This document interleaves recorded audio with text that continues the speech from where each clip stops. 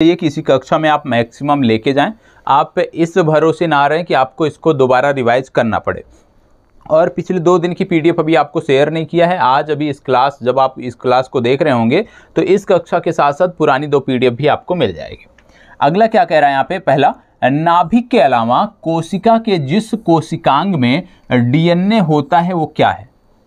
क्या बोला जा रहा है, नाभिक के अलावा कोशिका के जिस कोशिकांग में डीएनए होता है वह कौन सा है, तो वह है माइटोकॉन्ड्रिया।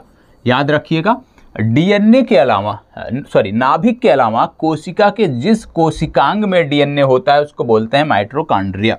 अगला है, सौर ऊर्जा का एटीपी में रूपांतरण कब होता है। सौर ऊर्जा का एटीपी में रूपांतरण होता है कैसे, क्लोरोप्लास्ट में। याद रखिएगा, क्लोरोप्लास्ट में। याद रखिएगा, सौर ऊर्जा का एटीपी में रूपांतरण क्लोरोप्लास्ट में होता है। इसके साथ साथ यहाँ पे बहुत सारे कथन दिए हुए हैं, जैसे एक एक करके हम देख लेते हैं जो हमारे लिए महत्वपूर्ण होंगे। यहाँ पे बोला गया है विषाणु सम एकल तंतु आरएनए अणु से बने होते हैं। ठीक है, विषाणु सम एकल तंतु आरएनए अणु से बने होते हैं, ये आपको पता होना चाहिए फैक्ट। अगला है, साधारण मानव में कितने गुणसूत्र होते हैं, तो सबको पता है साधारण मानव में 46 गुणसूत्र आपको देखने को मिलते हैं। अब उसी के बाद अब यहाँ से और ध्यान देने की ज़रूरत है। देखो, ये रिवीजन क्लास है। मैं ये नहीं कह रहा हूँ कि यदि आपने बेसिक नहीं पढ़ा है, एक बार एनसीईआरटी आपने नहीं पढ़ा है, एक बार कोई साइंस की पुस्तक नहीं पढ़ा है, तो आप 100% यहाँ से कर ले जाएंगे। लेकिन इतना है कि यदि आपने 0 पढ़ा है साइंस अभी तक और इस कक्षा को देखते हैं या पूर्वालोकन से प्रश्नों को लगाते हैं तो मैक्सिमम आप चीज़ों को सही कर सकते हैं। अगला है, मानव शरीर की कोशिकाओं में पाए जाने वाला गुणसूत्र जोड़ों की संख्या कितनी है। मानव शरीर की कोशिकाओं में पाए जाने वाले गुणसूत्र जोड़ों की संख्या कितनी है, तो याद रखना है 23 जोड़े गुणसूत्र पाए जाते हैं। अगला है, जीवों में अत्यधिक विविधता का कारण क्या है।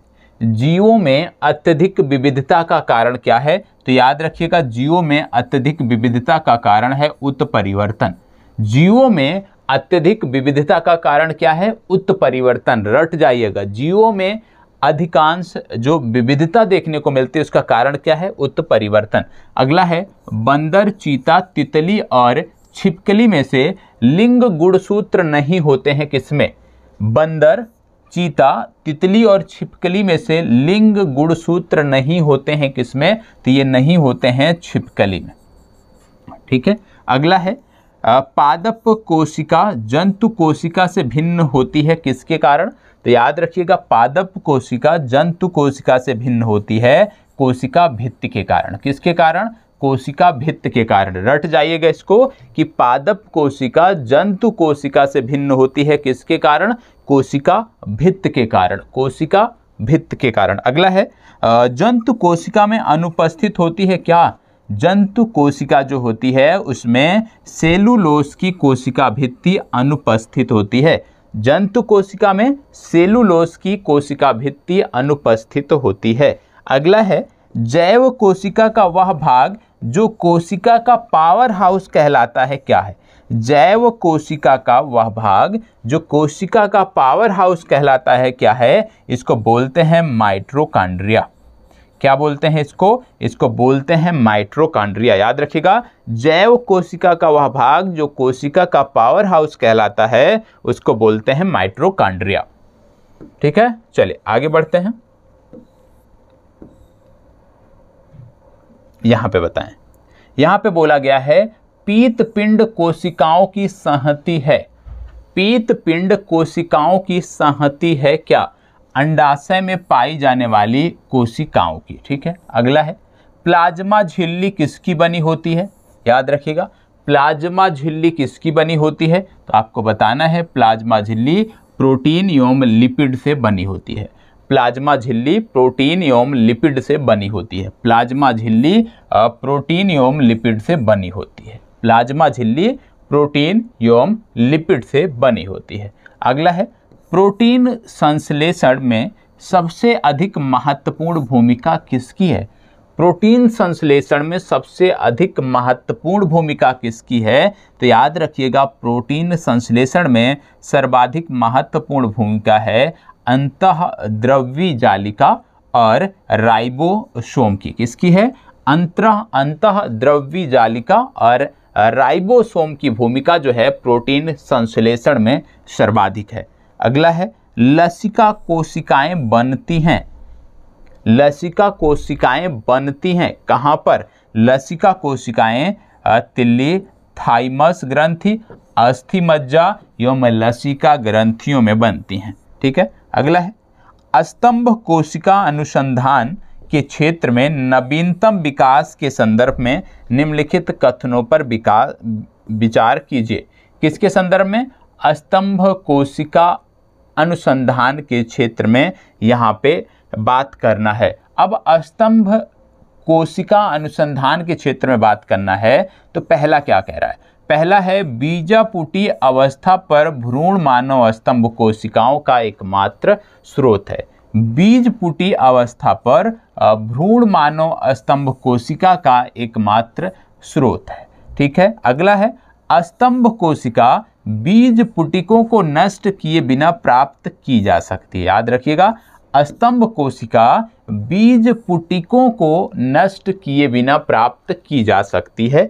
तीसरा है स्तंभ कोशिकाएं वस्तुतः अनंत काल तक स्वयं ही पात्रे सजीवित हो सकती हैं। यह भी कथन सत्य है। अगला कह रहा है भारतीय अनुसंधान केंद्रों ने कुछ कोशिका रेखाओं का भी सृजन किया जिन्हें कई प्रकार से ऊतकों में विकसित किया जाता है। ठीक है। यह भी कथन आपका जो है, इसमें यदि हम बात करें तो आपको देखने को मिलता है कि ये जो 3 और 4 है ये आपके सही है। याद रखिएगा, कथन 3 और 4 सही हैं कि भारतीय अनुसंधान केंद्रों ने कुछ कोशिका रेखाओं का सृजन किया है। इसके बाद अगला है स्तंभ कोशिकाएं वस्तुतः अनंत काल तक स्वयं ही पात्रे सजीवित रह सकती हैं। ये 2 सही हैं और ये दोनों कथन आपके गलत हैं। ठीक है। अभी जब प्रश्न देखेंगे इससे जुड़ा हुआ तो चीजें और भी बेहतर ढंग से समझ में आएंगी।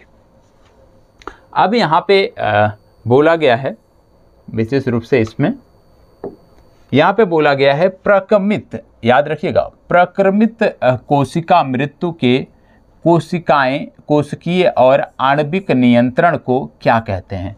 प्रक्रमित कोशिका मृत्यु के कोशिकीय और आणविक नियंत्रण को क्या कहते हैं? इसको बोलते हैं एपोप्टोसिस। ठीक है, ये आपको पता होना चाहिए। अगला है हमारे तंत्र में अधिकतम एटीपी अणुओं को उत्पन्न करने वाला पद कौन सा है? हमारे तंत्र में अधिकतम एटीपी अणुओं को उत्पन्न करने वाला जो पद है उसको बोलते हैं क्रेब्स चक्र। तो याद रखिएगा, क्रेब्स चक्र क्या है? तंत्र में हमारे अधिकतम एटीपी अणुओं को ये उत्पन्न करता है।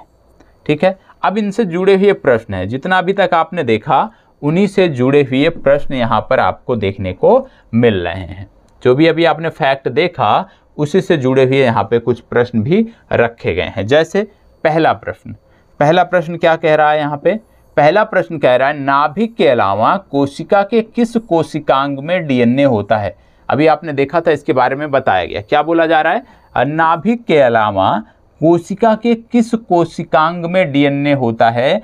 आईएएस में 2001 में पूछा गया है। तो अभी आपने पढ़ा कि नाभिक के अलावा कोशिका के माइटोकॉन्ड्रिया में जो है ये डीएनए होता है। यहाँ पे बताया गया है नाभिक के अलावा कोशिका के माइटोकॉन्ड्रिया तथा हरित लवक नामक कोशिकांग में डीएनए पाया जाता है। तो याद रखिएगा कि नाभिक के अलावा जो है वो 2 जगह, एक तो हरित लवक नामक कोशिकांग में और दूसरा यदि हम देखें तो माइटोकॉन्ड्रिया में। तो याद रखिएगा, माइटोकॉन्ड्रिया और हरित लवक नामक कोशिकांग में डीएनए होता है।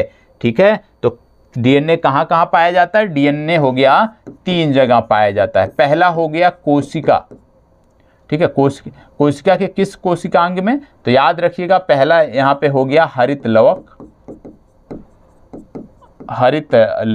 नामक कोशिकांग में और दूसरा हो गया माइटोकॉन्ड्रिया।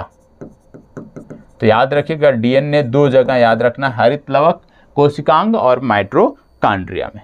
अगला है मानव शरीर की कोशिकाओं में पाए जाने वाले गुणसूत्रों की संख्या गुणसूत्र जोड़ों की संख्या पूछा जा रहा है। तो जब गुणसूत्र जोड़ों की संख्या पूछा जाए, क्योंकि आपने देखा था 46 गुणसूत्र, तो कितने जोड़े हुए, 23 जोड़े हुए, मतलब सी विकल्प इसका सही उत्तर है। अगला कह रहा है जीवों में अत्यधिक विविधता का कारण क्या है। अभी आपने देखा था इसके बारे में कि जीवों में अत्यधिक विविधता का जो कारण है वो है उत्परिवर्तन। तो याद रखिएगा सी विकल्प इसका सही उत्तर है। तो आपने देखा किस तरह से जो आपने फैक्ट देखा उसी से जुड़े हुए यहाँ पे आपको प्रश्न देखने को मिल रहे हैं। ठीक है, अब यहाँ पे जैसे कि हमने एक प्रश्न देखा है अभी थोड़ी देर पहले, निम्नलिखित में से कौन सा कथन सही है। बोला जा रहा है प्रायश लघुतम स्वजीवी कोशिकाएं हैं, माइक्रोप्लाज्मा की कोशिका भित्ति एमिनो शर्करा से बनी होती है। तीसरा कह रहा है कि विषाणु सम एकल तंतु आरएनए अणु से बने होते हैं, और अगला है रिकेटिसिया में कोशिका भित्ति नहीं होती है। अब यहाँ पे बोला गया कौन सा सत्य है, तो इसमें सी कथन सत्य है, क्योंकि यहाँ बताया गया है कि विषाणु सम एकल तंतु आरएनए अणु से बने होते हैं। विषाणु सम एकल तंतु आरएनए अणु से बने होते हैं। यहाँ पे अब उसके बारे में बताया गया है। पादप विषाणु अविकल्पी परजीवी होते हैं जो कि सिर्फ पोषी कोशिकाओं के अंदर ही वृद्धि एवं प्रजनन करते हैं। इनमें केवल एक प्रकार का न्यूक्लिक अम्ल पाया जाता है जो कि द्विवलयक या एक वलयक होता है, और न्यूक्लिक अम्ल एक प्रोटीन आवरण द्वारा घिरा होता है। अन्य प्रश्नगत कथन जो है सही नहीं है। तो याद रखिएगा विषाणु सम एकल तंतु आरएनए अणु से बने होते हैं। ठीक है, यहाँ पे क्या बोला गया है, निम्न में से किसमें लिंग गुणसूत्र नहीं होते हैं। अभी आपने देखा कि छिपकली में लिंग गुणसूत्र नहीं होते हैं, वही चीज यहाँ पे प्रश्नों के रूप में है। अगला है साधारण मानव में गुणसूत्र कितने होते हैं। तो जब बोला जाए कितने गुणसूत्र होते हैं तो आप जानते हैं कि पुरुषों में यदि हम बात करें तो पुरुषों में आप देखते होंगे 44 प्लस XY, महिलाओं में यदि आप देखते हो तो 44 प्लस XX गुणसूत्र आपको देखने को मिलते हैं। मतलब सामान्य तौर पे यदि हम देखें तो 46 गुणसूत्र देखने को मिलते हैं। जब हम जोड़ों की बात करते हैं तब हम 23 की बात करते हैं। पुरुष में 44 प्लस XY और महिलाओं में 44 प्लस XX। ठीक है, और ये जो XY XX है इसमें आपको याद रखना है एक चीज़ कि बहुत सारे हमारे समाज में बहुत सारी आप कह सकते हो गलत धारणाएं हैं। जैसे देखते होंगे कि किसी भी कोई भी दंपत्ति है, उनके बार बार यदि हम देखें 2 से 3 संतानें हैं, और उनमें यदि हम देखें सारे के सारे बच्चे हैं, मतलब पुरुष हैं, मेल हैं, तो उसमें आपको देखने को मिलता है। इसका कारण क्या है, इसका कारण सिर्फ और सिर्फ मतलब कोई भी दंपत्ति जो है जब किसी नवजात को जन्म दे रही है वो मेल होगा या फीमेल, ये डिपेंड किस पे करता है, ये डिपेंड करता है पुरुष के गुणसूत्र पर, क्योंकि पुरुष में ही 44 प्लस XY गुणसूत्र पाया जाता है। ठीक है, जो मेल और फीमेल के लिए जिम्मेदार होता है। जबकि महिलाओं में यदि हम बात करें तो 44 प्लस XX होता है सिर्फ और सिर्फ। यदि वहाँ पर हम देखें तो आपको देखने को मिलता है कि सिर्फ X और X है। ठीक है, तो सिर्फ एक ही वहाँ पे देखने को मिलता है। तो ये भी आपको याद रखने की जरूरत है। इसको बताएं, पादप कोशिका जंतु कोशिका से किस प्रकार भिन्न होती है। पादप कोशिका जंतु कोशिका से किस प्रकार भिन्न होती है, बताएं। देखो, पादप कोशिका जंतु कोशिका से जो भिन्न होती है वो कोशिका भित्ति के कारण होती है। अब इसमें आपको बता दें कि लिखा है पादप कोशिका जंतु कोशिका से भिन्न होती है क्योंकि इसकी कोशिका में बाह्य आवरण कोशिका भित्ति कहलाता है, जो कि हरे पौधों में मुख्यतः सेल्यूलोज से निर्मित होता है। जंतु कोशिका में कोशिका भित्ति का अभाव होता है। इसके अलावा हरे पौधों की कोशिकाओं में हरित लवक पाया जाता है, जबकि जंतु कोशिकाओं में इसका अभाव होता है। तो जैसे जंतु कोशिका में यदि हम आपको देखें तो आपको देखने को मिलता है कि जंतु कोशिका में कोशिका भित्ति नहीं पाई जाती है। ठीक है, जबकि पादप कोशिका में यदि देखें तो कोशिका भित्ति पाई जाती है। तो ये एक चीज़ यहाँ पे और याद रखिएगा कि जो जंतु कोशिका होती है उसमें आपको कोशिका भित्ति नहीं देखने को मिलती है। इसमें आपको देखने को मिलता है हरित लवक, ये भी नहीं देखने को मिलता है। ठीक है, तो कहने का मतलब है प्रश्न बहुत आसान है। मैंने बार बार आपसे पहले दिन से बोला था कि आप सभी के पास पूर्वालोकन होना चाहिए, बहुत ज़रूरी है। ठीक है, कोई एक पुस्तक नहीं है तो भी चल जाएगा, लेकिन पूर्वालोकन जरूरी है, जरूरी है, जरूरी है। जिन्होंने ध्यान दिया होगा आज वो बेहतर स्थिति में हैं, जिन्होंने इस बात का इग्नोर किया, इस बात पर ध्यान नहीं दिया, निश्चित रूप से आज वो बेहतर स्थिति में नहीं होंगे, क्योंकि इसका कोई काट ही नहीं है। जंतु कोशिका में निम्नलिखित में से क्या अनुपस्थित होता है? बोला गया जंतु कोशिका में निम्नलिखित में से क्या अनुपस्थित होता है? बताएं, क्या अनुपस्थित होता है? सेलुलोज की कोशिका भित्ति, केंद्रक, माइटोकॉन्ड्रिया, इनमें से कोई नहीं। अभी आपको बताया गया कि कोशिका भित्ति जो है वो जंतु कोशिका में नहीं पाई जाती है, मतलब ए विकल्प सही उत्तर है। ठीक है, अगला कह रहा है जैव कोशिका का कौन सा भाग पावर हाउस कहलाता है?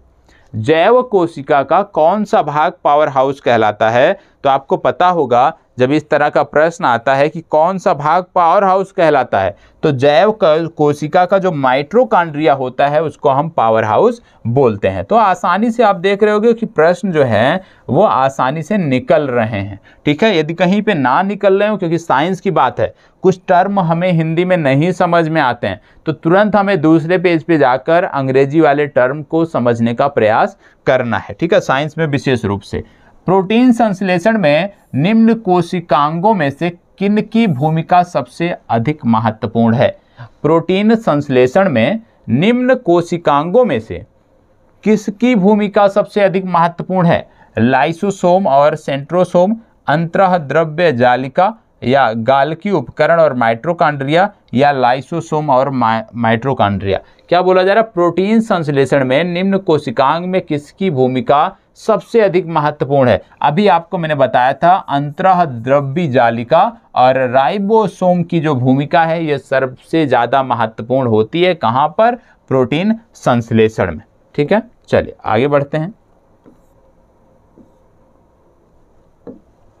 अगला है मानव शरीर के किस अंग में लसिका कोशिकाएं बनती हैं? मानव शरीर के किस अंग में लसिका कोशिकाएं बनती हैं? बताएं। इसके बारे में भी आपको बताया गया था कि इनका निर्माण जो है वो कहाँ कहाँ होता है। इनका निर्माण लसिका ग्रंथियों, तिल्ली और थाइमस ग्रंथि तथा अस्थि मज्जा द्वारा किया जाता है। ठीक है, ये आपको अभी मैंने बताया था थोड़ी देर पहले, तो आप बताएं इसका क्या सही होगा। मानव शरीर के किस अंग में लसिका कोशिकाएं बनती हैं? तो आपको पता है यकृत में नहीं बनती हैं, अग्नाशय में भी नहीं बनती हैं, दीर्घअस्थि में भी। ये कहाँ बनती हैं? तिल्ली में। तो डी विकल्प आपका सही उत्तर है। ठीक है, चलिए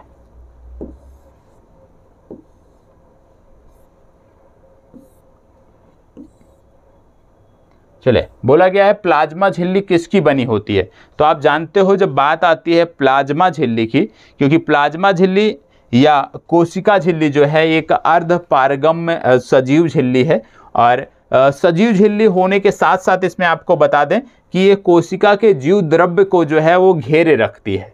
और कोशिका झिल्ली का निर्माण 3 परतों में होता है, जिनमें से जो बाहरी एवं भीतरी परतें होती हैं वो प्रोटीन द्वारा निर्मित होती हैं, और जो मध्य वाली परत होती है उसका निर्माण लिपिड या वसा द्वारा होता है। तो याद रखिएगा कि इसका सही उत्तर है ए और बी, प्रोटीन और लिपिड दोनों से। प्रोटीन और लिपिड दोनों से क्यों सही है? क्योंकि इसमें जो सबसे बाहरी 3 परतें होती हैं, इनमें जो सबसे बाहरी परत है और सबसे जो आंतरिक परत है वो प्रोटीन द्वारा निर्मित होती है, तथा जो मध्य परत है वो लिपिड द्वारा निर्मित होती है। ये भी आपको याद रखना है। ठीक है, तो क्या याद रखना है कि प्लाज्मा झिल्ली किससे बनी होती है? प्रोटीन और लिपिड से, क्योंकि प्लाज्मा झिल्ली एक पारगम्य झिल्ली होती है जिनमें 3 परतें होती हैं। पहली और तीसरी परत प्रोटीन से बनी होती है और बीच वाली जो परत है वो लिपिड से बनी होती है। ठीक है, चलिए आगे बढ़ते हैं। इसको देखिएगा, निम्नलिखित में से कौन सा कथन प्राणियों में स्तंभ कोशिका के प्रत्यारोपण के संदर्भ में सही है? निम्नलिखित में से कौन सा कथन प्राणियों में स्तंभ कोशिकाओं के प्रत्यारोपण के संदर्भ में असत्य है? ये वर्ड जरूर आप ध्यान दीजिएगा। आपकी परीक्षा में लगभग आपको कम से कम 2 से 3 प्रश्न इस तरह अवश्य देखने को मिलेंगे जहां पे असत्य कथनों की पहचान बोली गई होगी, जहां पे बोला गया होगा कि असत्य कथन बताइए या इनमें से कौन सा असत्य है बताइए, तो ध्यान रखिएगा, क्योंकि हमारी आदत बनी होती है, हमारी मेंटलिटी होती है कि ज़्यादातर हम क्या देखते हैं कि सत्य कथनों की पहचान करिए, सत्य बताइए, और उसी आधार पे हम इन सब चीज़ों को गलत कर देते हैं। ठीक है, तो यहाँ याद अवश्य आपको रखना है, सत्य या असत्य। यहाँ पे क्या बोला गया है, निम्नलिखित में से कौन सा कथन प्राणियों में अस्तंभ कोशिकाओं के प्रत्यारोपण के संदर्भ में असत्य है, बताएं।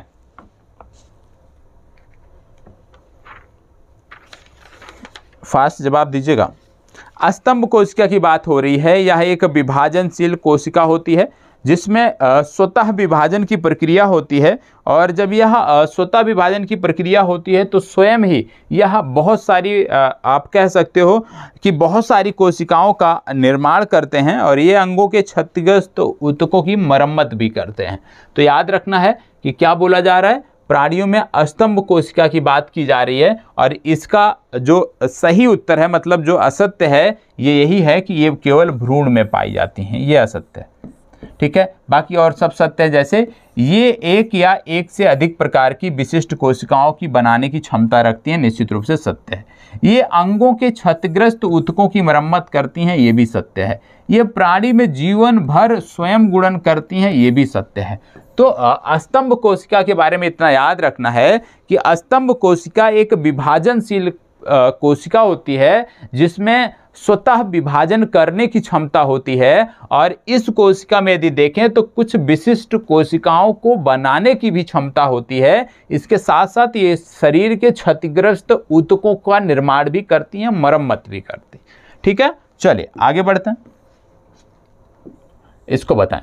प्रक्रमित कोशिका मृत के कोशिकीय और आणविक नियंत्रण को क्या कहते हैं? प्रक्रमित कोशिका मृत्यु के कोशिकीय और आणविक नियंत्रण को क्या कहते हैं? एपोप्टोसिस, काल प्रभावन, अप्रहासन या ऊतकक्षय, क्या कहते हैं आपको बताना। प्रक्रमित कोशिका मृत्यु के कोशिकीय और आणविक नियंत्रण को क्या कहते हैं, बताएं।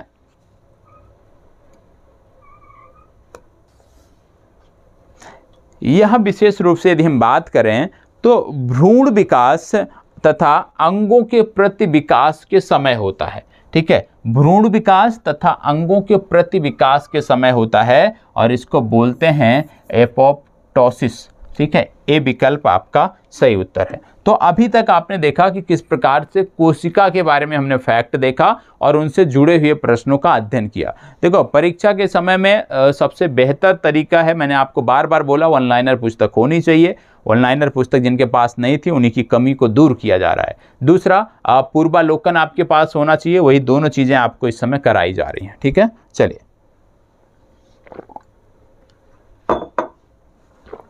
आगे देखते हैं। अगला है, एक और बचा है, हमारे तंत्र में अधिकतम एटीपी अणुओं का उत्पन्न करने वाला पद कौन सा है? क्रेब्स चक मैंने आपको बताया था, शायद आपको याद भी होगा। अब यहाँ पे बात आ गई है आनुवंशिकता की। ठीक है, क्या बात आ गई है? आनुवंशिकता की बात आ गई है। अब आनुवंशिकता पे हम देख लेते हैं। आनुवंशिकता पे यदि हम देखें तो क्या बोला जा रहा है, आनुवंशिकता के जनक के रूप में विख्यात वैज्ञानिक कौन हैं? आनुवंशिकता के जनक के रूप में विख्यात वैज्ञानिक कौन हैं, बताएं। आनुवंशिकता के जनक के रूप में विख्यात वैज्ञानिक कौन हैं? तो याद रखना है, आनुवंशिकता के जनक के रूप में जो वैज्ञानिक विख्यात हैं उनका नाम है ग्रेगर मेंडल। अगला है, मेंडल ने अपने चिर प्रतिष्ठित वंशागत नियमों को प्रतिपादित करने में जिस जीवधारी का उपयोग किया वो क्या था? वह था गार्डेन पी मटर। ये भी आपको याद रखना है कि मेंडल ने अपना जो वंशागत नियम दिया वो मटर के आधार पे दिया। अगला है, मेंडल के आनुवंशिकता का सिद्धांत आधारित है किस पे? लैंगिक जनन पे, सबको पता है। अगला है, जीनोम चित्रण का संबंध है जीन्स के चित्रण से। जीनोम चित्रण का संबंध किससे है? जीन के चित्रण से। आगे आते हैं तो जीवों में आनुवंशिक लक्षण संतान में ले जाए जाते हैं, कहाँ से? क्रोमोसोम के द्वारा। जीवों में आनुवंशिक लक्षण संतान में ले जाए जाते हैं, कहाँ से? क्रोमोसोम के द्वारा। और जीन क्या है, जीन जो है वो डीएनए का एक भाग है। देखो सबसे आसान है आनुवांशिकता, क्योंकि हम कक्षा 9 से पढ़ते आ रहे हैं, ठीक है। तो ये चीज़ें बहुत ही आसान है, इसमें आपको ज़्यादा, मुझे नहीं लगता है ज़्यादा आपको मेहनत करने की ज़रूरत है, क्योंकि चीज़ें यदि एक दो बार पढ़ लेंगे तो कवर हो जाएंगी।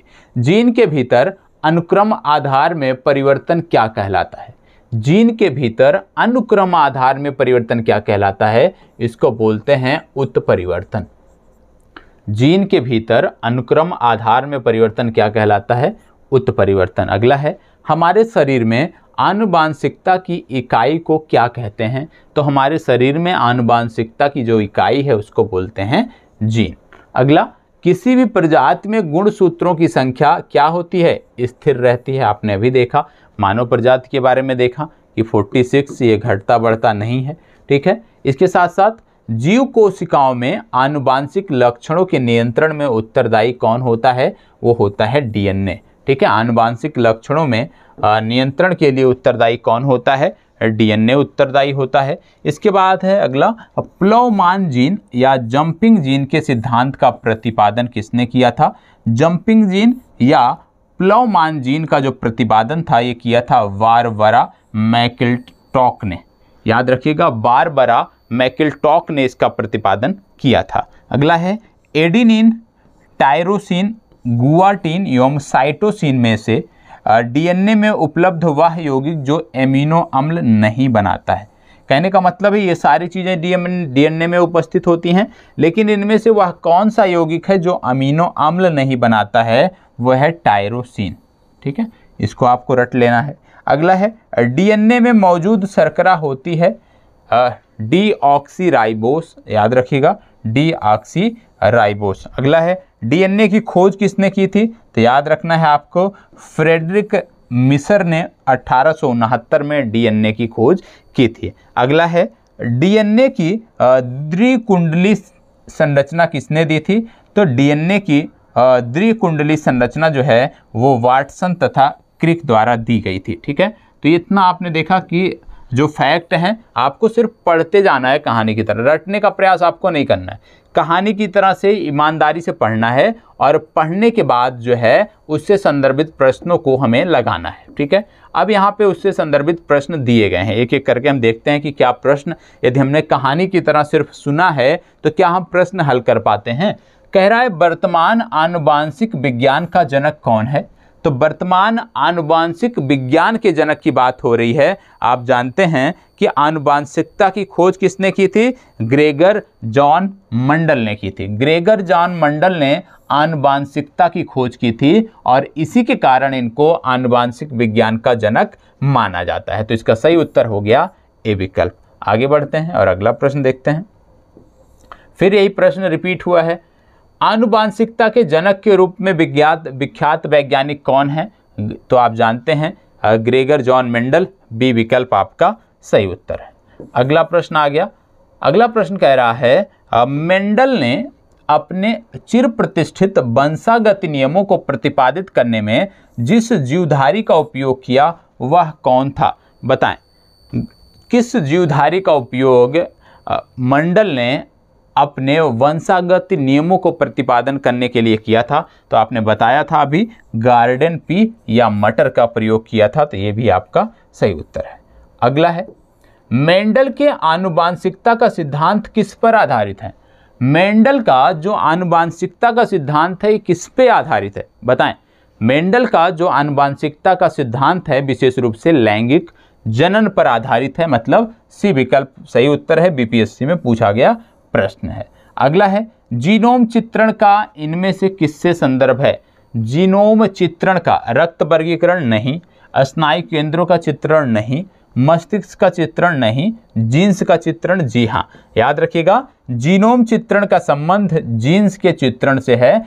किसी भी जीव के डीएनए में विद्यमान समस्त जीनों का अनुक्रम जीनोम कहलाता है। जीनोम के सभी गुणसूत्रों का संरचनात्मक एवं प्रकार्यात्मक संगठन जीनोम चित्रण कहलाता है, ठीक है। अगला कह रहा है, जीवों में आनुवांशिक लक्षण संतान में ले जाए जाते हैं किसके द्वारा?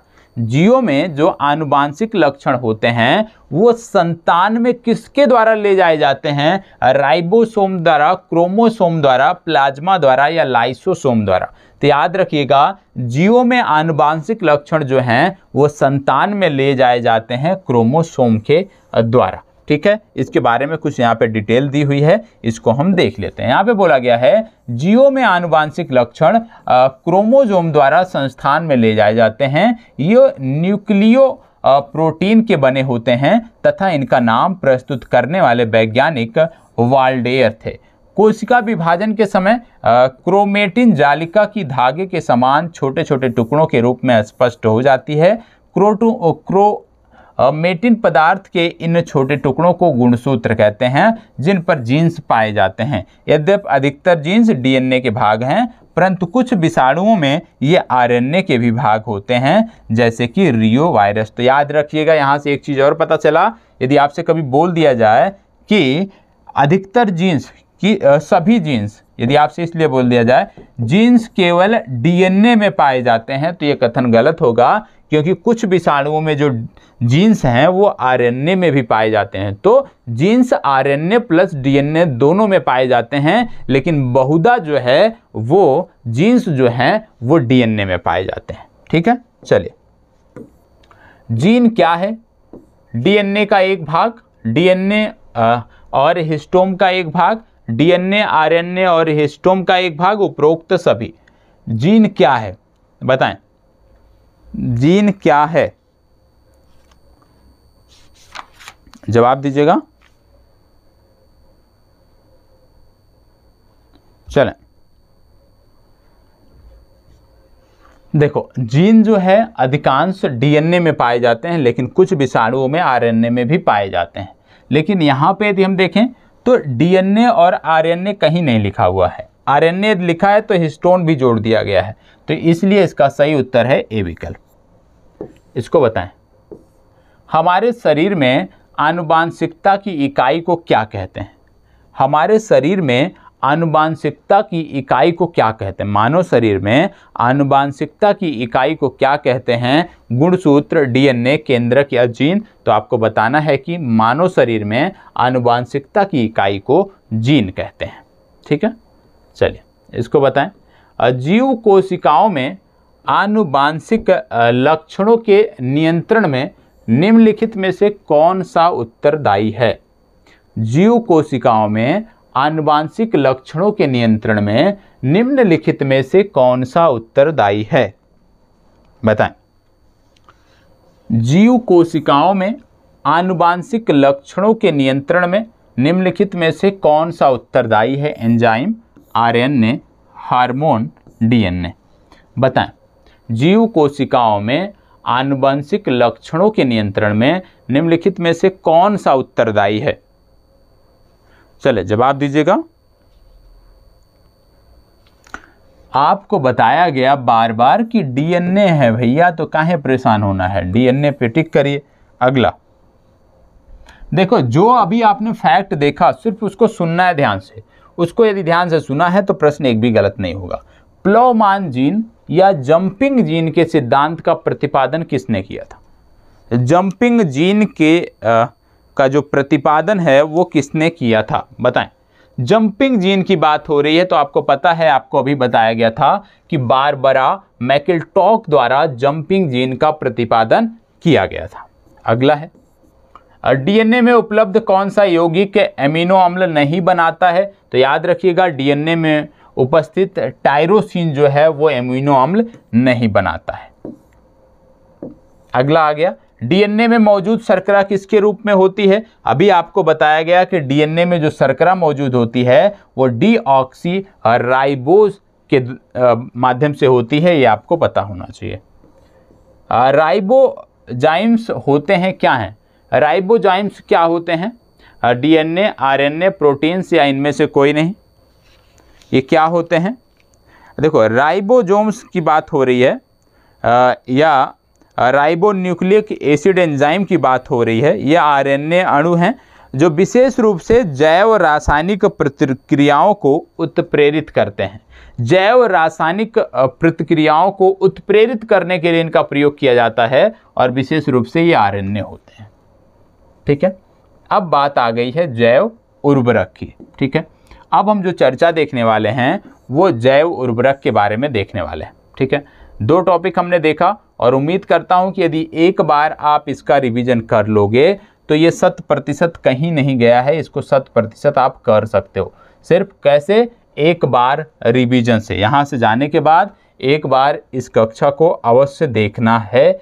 यदि आपके पास पूर्वालोकन है तो 1 लाइनर पढ़ के पूर्वालोकन को जाकर स्वयं से लगाएं। ठीक है, अगला है नोस्टॉक एनाबिना एजोटोबैक्टर तथा माइकोराइजा में से वे जो नाइट्रोजन स्थितीकरण करने वाले जीव नहीं हैं।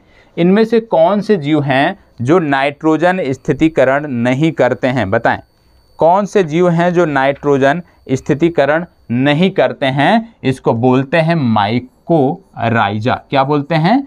माइकोराइजा नामक जो जीव है वो नाइट्रोजन स्थितीकरण नहीं करता है। अगला है ईस्ट क्लोरेला एजोला तथा मोल्ड में से एक जैव उर्वरक का स्रोत क्या है? ईस्ट क्लोरेला एजोला तथा मोल्ड में से एक जैव उर्वरक का स्रोत क्या है? यह है एजोला। यहाँ पे रटने का काम करना पड़ेगा आपको, ठीक है, क्योंकि ये चीज़ें बहुत कम पढ़ी होती हैं। अगला है दालें, चावल, गेहूं तथा गन्ना में नाइट्रोजन स्थितीकरण जीवाणु जिस पौधे की जड़ के साथ संयोजन करते हैं वह कौन सा है? दालें, चावल, गेहूं तथा गन्ना में नाइट्रोजन स्थितीकरण जीवाणु जिस पौधे की जड़ के साथ संयोजन करते हैं वह कौन सा है? वह है दालें। आप जानते हैं, बोला जाता है कि जब भी हम कृषि करते हैं तो बीच में दालों को जरूर उगाना चाहिए। दालों को उगाने से जो मृदा होती है उसमें नाइट्रोजन की जो कमी होती है वो पूरी हो जाती है। ठीक है, अगला है यूरिया। यूरिया इसके बाद स्पष्ट नहीं है, 2 या 4D ये क्या है? स्टेप्टोसाइक्लिन तथा एजोला में से एक जैविक उर्वरक है। तो जैविक उर्वरक है एजोला, क्योंकि अभी आपने देखा कि जैव उर्वरक का स्रोत है एजोला। ठीक है, अगला है पशुओं विशेषतः दुधारू गायें के अनुपूरक भोजन के रूप में प्रयुक्त जैव उर्वरक कौन सा है? पशुओं में विशेष रूप से जो दुधारू पशु हैं उनमें अनुपूरक भोजन के रूप में प्रयुक्त जो जैव उर्वरक है वह है एजोला। तो एजोला के बारे में आपको पता होना चाहिए। अभी इसके बारे में हम डिटेल से प्रश्नों के साथ देखेंगे। ठीक है, यहाँ पे देखो, जैसे नील हरित शैवाल यदि हम बात करें एक जैव उर्वरक है। क्रायोसोपा की यदि हम बात करें ये माहो नियंत्रक है। ठीक है, माहो एक रोग होता है। बायो 902 क्या है? सरसों का कायक्लोन है। एजोटोबैक्टर क्या है? एक जीवाणु है। ठीक है, पुनः जो लोग कृषि से जुड़े होंगे निश्चित रूप से वो इसको समझते होंगे। गेहूं, चना, धान एवं सरसों में से वह फसल जिनमें नील हरित शैवाल मुख्यतः जैव उर्वरक के रूप में प्रयोग होता है। नील हरित शैवाल जो है इनमें से किस फसल में जैव उर्वरक के रूप में प्रयुक्त होता है? तो इनमें से जो धान की फसल है उसमें यह जैव उर्वरक के रूप में प्रयुक्त होता है। अगला है बाजरा, गेहूं, मक्का एवं धान में से नील हरित शैवाल का उपयोग नत्रजन आपूर्ति हेतु किया जाता है। किसको? बाजरा, गेहूं, मक्का एवं धान में नील हरित शैवाल का उपयोग नाइट्रोजन के लिए प्रयोग किसमें किया जाता है? ये किया जाता है धान में। तो याद रखिएगा, नील हरित शैवाल का विशेष रूप से प्रयोग धान की फसल में किया जाता है। एजोला एक अच्छा उर्वरक होता है कब? जब नील हरित शैवाल को इसके साथ मिला देते हैं। तो याद रखिएगा, एजोला एक अच्छा उर्वरक है यदि इसको नील हरित शैवाल के साथ मिला दिया जाए। एजोला बहुधा जैव उर्वरक के रूप में प्रयोग किया जाता है क्योंकि इसका सहचारी है नील हरित शैवाल। अगला है एजोला है एक, ये क्या है? यह एक जलीय फर्न है जो कि हम जैव उर्वरक के रूप में प्रयोग करते हैं। जलीय फर्न जिसे जैव उर्वरक के रूप में प्रयुक्त किया जाता है कौन सा है? तो जलीय फर्न जिसे जैव उर्वरक के रूप में प्रयुक्त किया जाता है वह है एजोला। अगला है साइनोबैक्टीरिया, प्रोटोजोआ तथा विषाणु में से वह जो जैव उर्वरक के रूप में प्रयोग होते हैं वह है साइनोबैक्टीरिया। साइनोबैक्टीरिया, प्रोटोजोआ तथा विषाणु में से जो जैव उर्वरक के रूप में प्रयोग होते हैं वह है साइनोबैक्टीरिया। अगला है चना, मटर, सेम तथा धान में से वह पौधा जो नाइट्रोजन स्थितीकरण में सहायक नहीं है। नाइट्रोजन स्थितीकरण में सहायक नहीं है धान, और इसीलिए धान में नाइट्रोजन स्थितीकरण करने के लिए हम अन्य विकल्पों पर जाते हैं। ठीक है। अगला है कंपोस्ट के संदर्भ में सही नहीं है। कंपोस्ट के संदर्भ में क्या नहीं सही है? देखो ये चीज़ अभी आपको जब प्रश्न आएगा तो वहाँ पे आप समझ पाओगे, क्योंकि यहाँ पे अन्य विकल्पों को नहीं दिया गया है। अगला है लाल, भूरा, हरा तथा नीला हरा शैवाल में से जो जैविक नाइट्रोजन निर्धारण से संबंधित है वह है नीला हरा, नील हरित शैवाल या नीला हरा शैवाल, बात एक ही है। ठीक है। फसलों उत्पादन में नाइट्रोजन उपयोग क्षमता की वृद्धि की जा सकती है।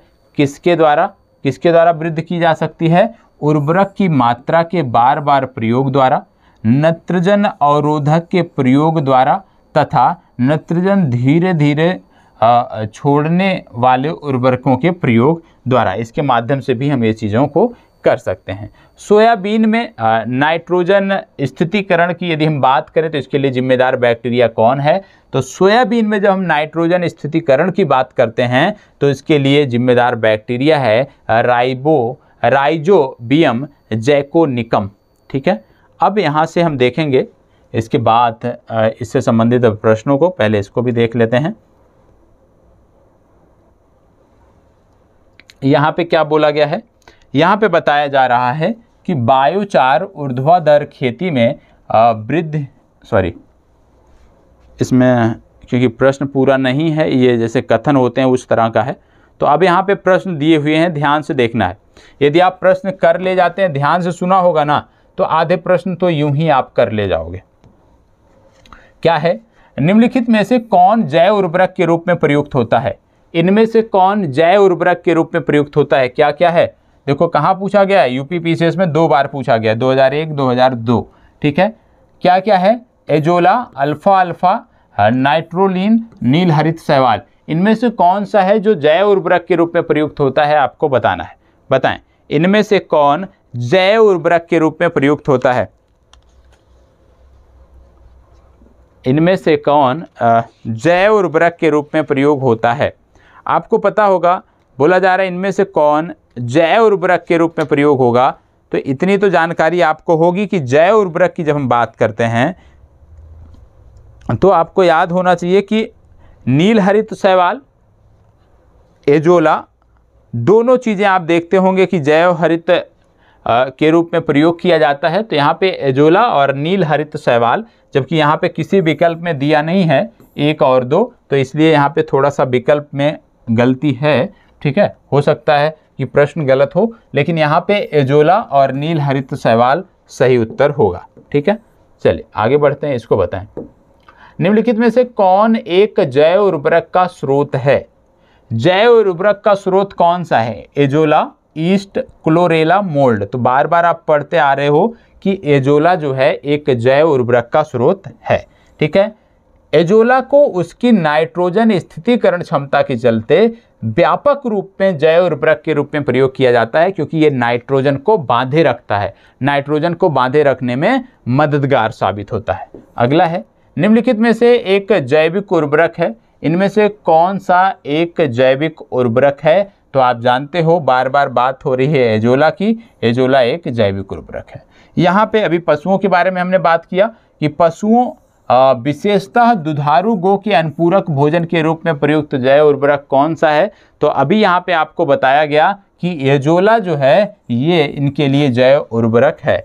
तो यहाँ पे आप देख रहे हो कि ज़्यादातर जो प्रश्न हैं वो सिर्फ और सिर्फ एजोला से ही संदर्भित पूछे गए हैं। जैसे यहाँ पे बताया गया है कि दुधारू पशुओं पर किए गए प्रयोगों से साबित हुआ है कि जब इन पशुओं को उनके दैनिक आहार के साथ 1.5 से 2 किलोग्राम एजोला प्रतिदिन दिया जाता है तो दुग्ध उत्पादन में 15 से 20% की वृद्धि होती है।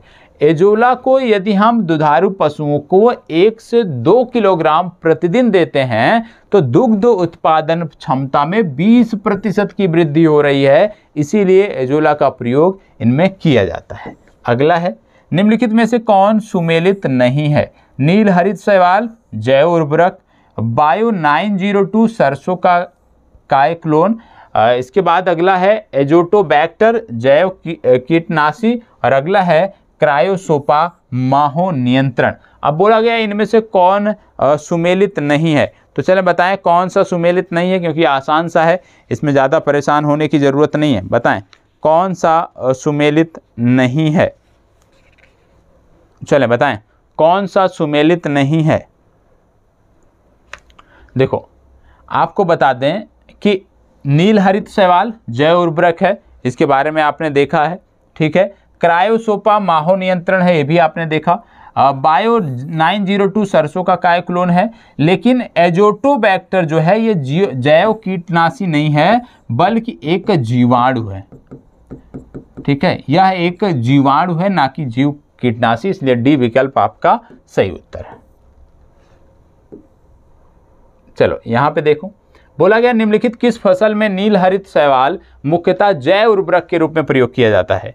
इनमें से किस फसल में नील हरित शैवाल मुख्यतः जैव उर्वरक के रूप में प्रयोग किया जाता है? तो आप जानते हो धान, क्योंकि धान में नाइट्रोजन स्थितीकरण नहीं हो पाता है, तो नाइट्रोजन स्थितीकरण, नाइट्रोजन की आपूर्ति को सुनिश्चित करने के लिए नील हरित शैवाल का प्रयोग किया जाता है, ठीक है। चलिए आगे बढ़ते हैं, इसको बताएं। नील हरित शैवाल का उपयोग नाइट्रोजन उपस्थिति आपूर्ति के लिए कहाँ पर किया जाता है? तो आपको पता है धान में किया जाता है, इसको बताएं।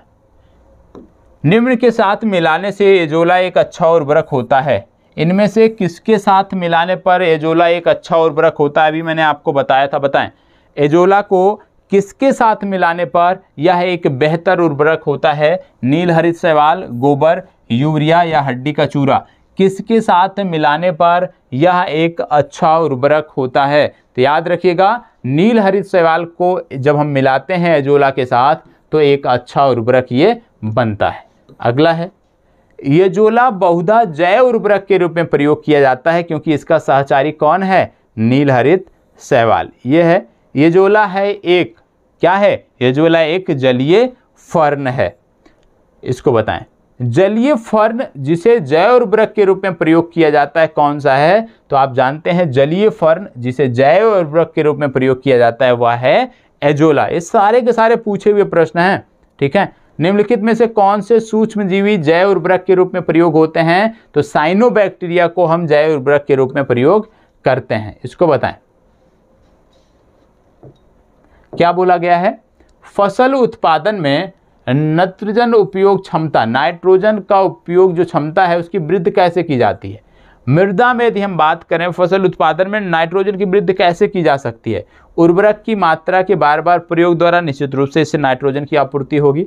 नाइट्रोजन अवरोधक के रूप में मतलब नाइट्रोजन को वहाँ पे रोकने के लिए एक अवरोधक का प्रयोग किया जा सकता है। जी हाँ, नाइट्रोजन धीरे छोड़ने वाले उर्वरकों के प्रयोग द्वारा, ये भी सही है। और उपरोक्त सभी मतलब सारे कथन इसके सही हैं, इसलिए डी विकल्प इसका सही उत्तर है। जो लोग कृषि से जुड़े होंगे, खेती किसानी करते होंगे, उनके लिए बहुत ही आम चीज़ें हैं। बोला जा रहा है सोयाबीन में नाइट्रोजन स्थितीकरण के लिए जिम्मेदार बैक्टीरिया कौन सा है? तो सोयाबीन की जब हम बात करते हैं तो नाइट्रोजन स्थितीकरण के लिए जो जिम्मेदार बैक्टीरिया है उसको बोलते हैं राइजोबियम जैकोनिकम। राइबोजियम जैकोनिकम ये सोयाबीन में जिम्मेदार बैक्टीरिया है। चलिए अगला है 2,4-D है, 2,4-D है, क्या है ये? यह एक खरपतवार नाशी है, ठीक है। यह एक खरपतवार नाशी है, ये आपको पता होना चाहिए, ठीक है। अब आगे बढ़ते हैं और अगला देख लेते हैं, छोटा सा है, ठीक है, लास्ट है आज का। यह है मानव शारीरिकी एवं क्रिया विज्ञान, कंकाल एवं मांसपेशियों की बात हम करेंगे, मांसपेशियों के तंत्र की बात करेंगे। तो आइए देख लेते हैं। सिर्फ इसके बारे में मैंने आपको डिटेल से बताया है क्योंकि जब बायो के प्रश्न को हम ऐड करते थे आपकी चर्चा के साथ, वहाँ पे इसके बारे में चर्चा हुई है, तो हो सकता है बहुत सारी चीज़ें आपको याद हों। जैसे हमारे शरीर का अधिकतम भार बना है कैसे? हमारे शरीर का अधिकतम भार जो है वो जल से बना है, ये आपको पता होना चाहिए। अगला है, एक वयस्क मानव शरीर में जल प्रतिशत कितना होता है? एक वयस्क मानव शरीर में जल प्रतिशत 60 से 70% होता है। अगला है, मानव शरीर में जिस तत्व का प्रतिशत सबसे अधिक होता है वह कौन सा है? तो मानव शरीर में जिस तत्व का प्रतिशत सबसे अधिक होता है, यदि हम उसकी बात करें तो वह है ऑक्सीजन। मानव शरीर में ऑक्सीजन का जो प्रतिशत है वो सबसे अधिक है। अगला है, लौह, सोडियम, ऑक्सीजन एवं आयोडीन में से मानव शरीर में सर्वाधिक प्रचुरता से पाया जाने वाला तत्व कौन सा है? लौह, सोडियम, ऑक्सीजन एवं आयोडीन में से मानव शरीर में सर्वाधिक प्रचुरता से पाया जाने वाला जो तत्व है वह है ऑक्सीजन। ठीक है, मानव शरीर में सबसे ज्यादा मात्रा में ऑक्सीजन होता है। अगला है, लोहा, सोडियम, फास्फोरस एवं कैल्शियम में से मानव शरीर में अधिकतम मात्रा में कौन सा पाया जाता है? तो यदि हम लोहा, सोडियम, फास्फोरस और कैल्शियम की बात करें तो मानव शरीर में सबसे ज़्यादा मात्रा होती है कैल्शियम की। इन चारों में सबसे ज़्यादा मात्रा होती है कैल्शियम की। वयस्क मानव में कितनी हड्डियां होती हैं? वयस्क मानव में 206 अस्थियां होती हैं। मानव कंकाल में अब तक ज्ञात हड्डियों की संख्या कितनी है? 206। ठीक है, चलिए अब याद करिएगा, ये चीजें मैंने आपको बताई है। क्या बोला जा रहा है? मानव शरीर की सबसे छोटी हड्डी होती है, मानव शरीर की सबसे छोटी हड्डी जो होती है ये होती है स्टेपीज। और मानव शरीर की जो सबसे छोटी हड्डी स्टेपीज होती है ये पाई कहाँ जाती है? ये कान में पाई जाती है। तो याद रखिएगा, मानव शरीर की सबसे छोटी हड्डी है स्टेपीज, यह कान में पाई जाती है। मनुष्य की खोपड़ी में होती हैं, मनुष्य की खोपड़ी में होती हैं कुल 28 अस्थियां। यदि हाइओइड को इसमें जोड़ लें तो कुल 29 हो जाती हैं। Magnesium chloride, calcium carbonate, calcium phosphate तथा सोडियम क्लोराइड में से वह लवण जो मानव हड्डियों में सर्वाधिक मात्रा में पाया जाता है, तो मानव हड्डियों में से इनमें से कैल्शियम फास्फेट सर्वाधिक मात्रा में पाया जाता है। ठीक है, अगला है, मनुष्य के शरीर में पसलियों के जोड़े होते हैं। मनुष्य के शरीर में जो पसलियों के जोड़े होते हैं वो कुल हैं 12। मानव शरीर में 12 पसलियों के जोड़े होते हैं। मनुष्य के शरीर में पैर की हड्डी खोखली होती है, याद रखना है। शल्य क्रिया में आर्थोप्लास्टी क्या है? आर्थोप्लास्टी से क्या होता है? कूल्हे के जोड़ का प्रतिस्थापन होता है। तो याद रखिएगा, आर्थोप्लास्टी क्या है? कूल्हे के जोड़ का प्रतिस्थापन। ठीक है, आगे देख लेते हैं। कशेरुक रज्जु में से निकलती है क्या? कशेरुक रज्जु में से 31 जोड़ियां तंत्रिका निकलती हैं। एक स्वस्थ मनुष्य एक दिन में कितना, यदि हम देखें, मूत्र का विसर्जन करता है तो 1.5 लीटर। याद रखिएगा, एक स्वस्थ मनुष्य जो होगा एक दिन में 1.5 लीटर पेशाब करता है, ये आपको पता होना चाहिए।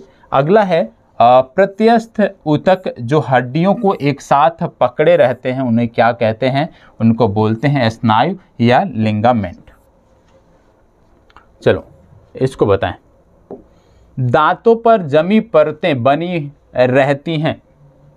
दांतों पर जो परतें जमी रहती हैं वो बनी रहती हैं किसके? भोजन के कण, थूक, मुख अम्ल और बैक्टीरिया से।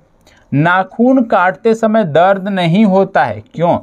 नाखून काटते समय दर्द क्यों नहीं होता? क्योंकि नाखून मृत कोशिकाओं के द्रव्य द्वारा बने रहते हैं।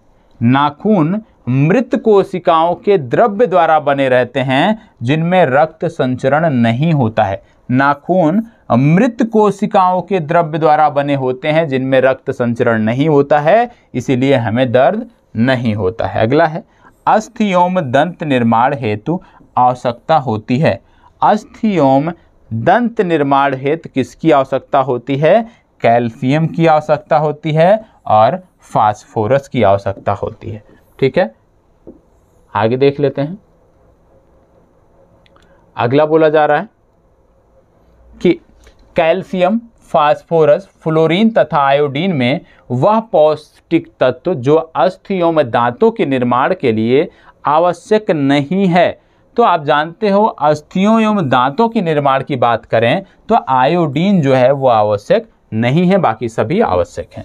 अगला है, मनुष्य के जीवन काल में 2 बार विकसित होते हैं क्या? मनुष्य के जीवन काल में जो कुल दांत होते हैं उनमें से 20 दांत ऐसे होते हैं जो 2 बार विकसित होते हैं, जिनको आप दूध का दांत बोलते हो। तो 20 दांत होते हैं सिर्फ जो 2 बार विकसित होते हैं, बाकी के दांत एक ही बार रहते हैं, दोबारा नहीं होते हैं। ठीक है।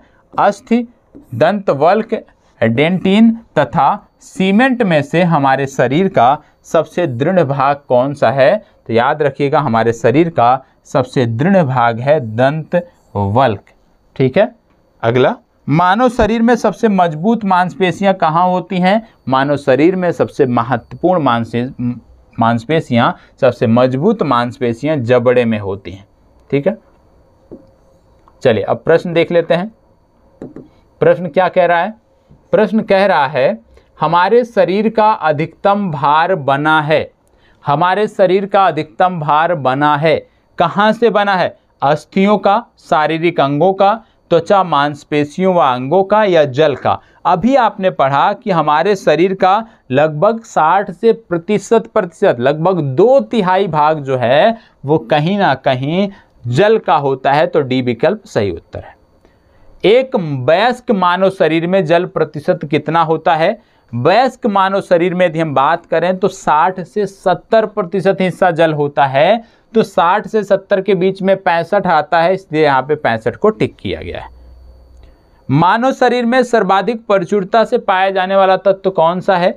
मानव शरीर में सर्वाधिक प्रचुरता में इन चारों में से पाया जाने वाला जो तत्व है वह है ऑक्सीजन। लौह, सोडियम और आयोडीन से ज़्यादा ऑक्सीजन होता है।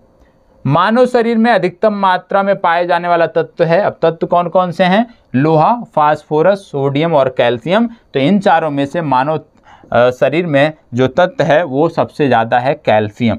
ठीक है। अब यहाँ पे कुछ डिटेल दी हुई है। जैसे मानव शरीर में प्रधान रूप से 6 तत्व पाए जाते हैं जो oxygen, carbon, hydrogen, nitrogen, calcium तथा फास्फोरस हैं। मानव शरीर के भार का 65% oxygen, 18% carbon, 10% hydrogen, 3% nitrogen, 1.4% calcium तथा 1.1% फास्फोरस होता है। ये गणना हमें पता होना चाहिए कि मानव शरीर में 65% ऑक्सीजन, 18% कार्बन, 10% हाइड्रोजन, मतलब यदि हम देखें तो ऑक्सीजन, ठीक है, कार्बन और हाइड्रोजन, ये तीनों मेन हैं, ये आपको पता होना चाहिए। ठीक है। चलिए आगे बढ़ते हैं। मानव कंकाल में अब तक ज्ञात हड्डियों की संख्या कितनी है? तो 206 हड्डियों की बात की जाती है। इसको बताएं। 20 वर्ष की आयु पर मानव शरीर में हड्डियों की संख्या कितनी होती है? 20 वर्ष की आयु, क्योंकि आप वयस्क हो चुके हैं, और वयस्क होने पर जो हड्डियों की कुल संख्या होती है वो होती है 206। इसको बताएं। निम्नलिखित में से कौन मानव शरीर की सबसे छोटी हड्डी है? और सबसे छोटी या सबसे लघुतम बोला जाता है, तो आप जानते हो सबसे छोटी बोले या सबसे लघुतम बोले, ये हड्डी किसकी बात हो रही है? ये हड्डी हो रही है कान की हड्डी की बात, और इसको बोलते हैं स्टेपीज। ठीक है। और सबसे बड़ी हड्डी कहाँ होती है? जांघ में होती है, जिसको बोलते हैं फीमर। तो सबसे लघुतम सेम प्रश्न है, इसको बताएं। मनुष्य की खोपड़ी में कुल अस्थियां होती हैं, यहाँ ध्यान दीजिएगा, मनुष्य की खोपड़ी में कुल कितनी अस्थियां होती हैं? 28, 32, 30, 40। मनुष्य की खोपड़ी में कुल कितनी अस्थियां होती हैं? तो मनुष्य की खोपड़ी में कुल 28 अस्थियां होती हैं। ठीक है। मनुष्य की खोपड़ी में कुल अस्थियों की संख्या 28 होती है, जिनमें से 8 मस्तिष्क के चारों ओर मस्तिष्क खोल अर्थात कपाल बनाती हैं। शेष हड्डियों में से 14 हड्डियां हमारे चेहरे का कंकाल बनाती हैं तथा 6 हड्डियां मध्य कर्णों की अस्थियां बनाती हैं। तो याद रखिएगा कि मस्तिष्क में जो कुल अस्थियां होती हैं वो तो हैं 28, लेकिन इनमें से 8 हड्डी जो होती है वो मस्तिष्क के चारों ओर मस्तिष्क का खोल बनाती है अर्थात कपाल बनाती है। शेष हड्डियों में से 14 हड्डियां हमारे चेहरे का कंकाल बनाती हैं। तो यदि आपसे इस तरह का प्रश्न आ जाए कि मनुष्य की खोपड़ी में जो 28 हड्डियां होती हैं उनमें से सबसे ज़्यादा हड्डियां जो हैं वो किस भाग से निर्माण करती हैं, तो याद रखिएगा उनमें सबसे ज़्यादा जो है वो हमारे चेहरे का कंकाल बनाती हैं और इनकी संख्या है 14। बाकी के 6 हड्डियां जो हैं ये मध्य कर्णों को विकसित करती हैं। निम्नलिखित में से कौन सा लवण मानव हड्डियों में सर्वाधिक मात्रा में पाया जाता है? इनमें से कौन सा लवण है जो मानव हड्डियों में सर्वाधिक मात्रा में पाया जाता है? उसको बोलते हैं कैल्शियम फास्फेट। चलो इसको बताओ। मनुष्य के शरीर में पसलियों के कितने जोड़े होते हैं? यहाँ पे जोड़ों की बात हो रही है, तो आप जानते हैं मानव शरीर में कुल 24 पसलियां होती हैं, मतलब 12 जोड़े कुल होते हैं। ये आपको पता होना चाहिए। ये विकल्प इसका सही उत्तर है। इसको बताएं। मनुष्य के शरीर में पैर की हड्डी क्या होती है? ठोस होती है, सरंधी होती है, कीलक होती है, खोखली होती है? बताएं, मनुष्य के शरीर में पैर की हड्डी किस प्रकार की होती है? मानव शरीर में जो हमारे पैर की हड्डी है ना, ये खोखली होती है। ठीक है। मनुष्य के शरीर में पैर की हड्डी यदि हम बात करें, यहाँ पे बताया गया है कि ठोस होती है, जबकि अभी हमने फैक्ट देखा था खोखली होती है, लेकिन ये यूपीपीसीएस में पूछा गया है। ठीक है, तो इसका मतलब है कि यूपीपीसीएस में पूछा गया है, तो ये सही होगा। तो याद रखिएगा मनुष्य के शरीर में जो पैर की हड्डी है वो ठोस होती है। पैर की हड्डी जो है, तो माफ़ करिएगा, जो होती है वो ठोस होती है, क्योंकि यूपीपीसीएस ने यदि सही माना है तो यही सही उत्तर होगा। ठीक है, तो ठोस होती है, ये आपको याद रखना है।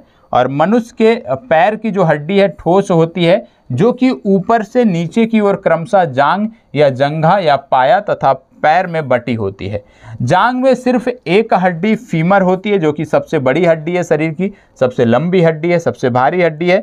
जंघा में टिबिया तथा फिबुला नामक 2 हड्डियां भी होती हैं, जबकि पैर में 3 भाग गुल्फ, तलुआ और पादांगुलिया होती हैं। तो याद रखिएगा कि यदि आपसे पूछ लिया जाए कि टिबिया और फिबुला किस हड्डी का भाग हैं, तो याद रखिएगा टिबुला और फिबिया जो हैं जांग की जो हड्डी फीमर होती है उसका भाग हैं, और जो पैर की हड्डी होती है वो 3 भाग में गुल्फ, तलुआ और पादांगुलिया जो हैं इन 3 भागों में बटी होती है। तो याद रखिएगा पैर की जो मनुष्य के पैर की जो हड्डी है वो ठोस होती है। इसके बारे में मैं एक बार कंफर्म कर लूँगा, क्योंकि अभी जो हमने फैक्ट देखा था उसमें खोखला सही किया गया था, यहाँ पे ठोस बोला गया है, तो इसको मैं देख लूँगा। ठीक है, तो इसके बारे में मैं आपको कमेंट बॉक्स में अवगत करा दूंगा, लेकिन अभी के लिए ठोस याद रखिएगा। सरल क्रिया में आर्थोप्लास्टी क्या है? कूल्हे का प्रत्यारोपण बताया गया था, कूल्हे के जोड़ का प्रतिस्थापन, तो सी विकल्प इसका सही उत्तर है। प्रत्यस्थ ऊतक जो हड्डियों में एक साथ पकड़े रहते हैं उन्हें क्या कहते हैं? प्रत्यस्थ ऊतक जो हड्डियों को एक साथ पकड़े रहते हैं उनको क्या कहते हैं? उनको बोलते हैं लिंगामेंट स्नायु। ठीक है, इसको बताएं। दांतों पर जमी परतें बनी होती हैं, आपको बताया गया भोजन के कण, थूक, मुख अम्ल और बैक्टीरिया से। ठीक है। नाखून काटने समय दर्द क्यों नहीं होता? क्योंकि नाखून जो है वो मृत कोशिकाओं के द्रव्य द्वारा बने होते हैं, उनमें यदि हम देखें ब्लड सर्कुलेशन नहीं होता है, जिसके कारण हमें दर्द नहीं होता है। अस्थि योम दंत निर्माण हेतु निम्नलिखित में से किसकी आवश्यकता होती है? तो याद रखिएगा अस्थि की बात है तो कैल्शियम हमें चाहिए। दंत निर्माण है तो यदि हम बात करें तो मतलब कैल्शियम और फास्फोरस आप याद रख सकते हैं। कैल्शियम और फास्फोरस अस्थि और दंत निर्माण दोनों में सहायक हैं, और यदि इनकी कमी हो जाती है तो अस्थि एवं दंत संबंधी बीमारियां आपको देखने को मिलती हैं। निम्नलिखित में से कौन सा पौष्टिक तत्व अस्थि एवं दांतों के निर्माण के मजबूती के लिए आवश्यक नहीं है? तो दांतों और अस्थियों के निर्माण के लिए बात हो रही है, तो आप जानते हो कैल्शियम भी जरूरी है, फास्फोरस भी जरूरी है, फ्लोरीन भी जरूरी है। कौन सा जरूरी नहीं है? आयोडीन का दांतों की और अस्थियों से कोई संबंध नहीं है। ठीक है, चले लास्ट प्रश्न। मनुष्य के जीवन काल में दांत 2 बार विकसित होते हैं, कितने? मनुष्य के जीवन काल में मात्र 20 दांत हैं जो 2 बार विकसित होते हैं। निम्नलिखित में से कौन हमारे शरीर का सबसे दृढ़ भाग है? तो हमारे शरीर का सबसे दृढ़ भाग है दंत वल्क। दंत वल्क हमारे शरीर का सबसे दृढ़ भाग है। तो आज के लिए इतना ही। आज की जो चर्चा है उसको यहीं पर हम समाप्त करते हैं। ठीक है, कल फिर मिलेंगे। तब तक के लिए इसी प्रकार हमारे साथ बने रहें और रिवीजन अवश्य करें। पीडीएफ आज जब आप ये वीडियो देख रहे हैं, पीडीएफ आपके टेलीग्राम पे शेयर कर दिया गया है, जाकर देखें पीडीएफ को। और यदि आपके पास पूर्वालोकन नहीं है यदि आपके पास पूर्वालोकन, या आप में से कोई भी छात्र यदि है जिसके पास पूर्वालोकन नहीं है, हमारा प्रयास होगा कि पूर्वालोकन आपको PDF के माध्यम से उपलब्ध कराया जाए। कल मैं संस्था से बात करता हूँ, रवि सर से बात करता हूँ और बोलता हूँ कि बच्चों के लिए मान लीजिए कोई नहीं खरीद सकता है पूर्वालोकन, उसका शुल्क नहीं वहन कर सकता है, तो एक PDF फॉर्मेट में यदि हम उपलब्ध करा दें तो आप सबके लिए अच्छा रहेगा। प्रयास रहेगा कि आगे से आपको PDF फॉर्मेट में पूर्वालोकन मिले। प्रारंभिक परीक्षा अच्छे से देना है, हमें ज़्यादा से ज़्यादा स्कोर करना है, जिससे मुख्य परीक्षा में हम मुख्य परीक्षा का जो मार्ग है वो प्रशस्त हो सके। और मुख्य परीक्षा की तैयारी भी आप मान के चलिए, मैं 11 को वाल्मीकि से आ रहा हूँ, वाल्मीकि नगर से वापस आऊँगा, तो 12 को मैं यहाँ पे पहुँचूँगा, तो 12 तारीख के बाद आप मान के चलिए 15 से निश्चित रूप से आपकी मुख्य परीक्षा का कार्यक्रम आपको बता दिया जाएगा। और मुख्य परीक्षा का जो कार्यक्रम होगा वो सब्जेक्ट वाइज होगा, ठीक है। ऐसा नहीं है कि रैंडम कोई भी प्रश्न आके हम हल करा रहे हैं। सब्जेक्ट वाइज जो आपके पाठ्यक्रम का टॉपिक है उसके आधार पे मुख्य परीक्षा का आपको रिवीजन कराया जाएगा, मुख्य परीक्षा का उत्तर लेखन कराया जाएगा। सारी चीज़ें बिल्कुल निःशुल्क हैं, बस आप अच्छे से परीक्षा दीजिए, हमारी जितनी क्षमता है हम आपके साथ जुड़े रहेंगे। और मुख्य परीक्षा की जब बात करते हैं, अनुभव बहुत अच्छा रहा है। 2 बार मैंने UPSC का मेंस क्वालिफाई किया है, तो UPSC का मेंस क्वालिफाई करने से का मतलब ये है कि आंसर राइटिंग जो है ठीक ठाक है। बहुत बेहतर होता तो शायद सिलेक्शन हो गया होता, लेकिन हाँ ठीक ठाक है, उतने से काम चल जाएगा PSC में। तो जितनी मेरी जानकारी है वो मैं आपको उपलब्ध कराने का प्रयास करूँगा। और आप में से जो भी क्योंकि मैं आपको पूर्वी चंपारण के वाल्मीकि नगर जो टाइगर रिजर्व है वहाँ पे 2 दिन रहने वाला हूँ, 9-10 को रहने वाला हूँ, 11 को वहाँ से चेकआउट करूँगा। तो यदि कोई छात्र आसपास के हैं तो निश्चित रूप से आपसे मुलाकात होगी, ठीक है। चलिए, धन्यवाद, बहुत बहुत आभार।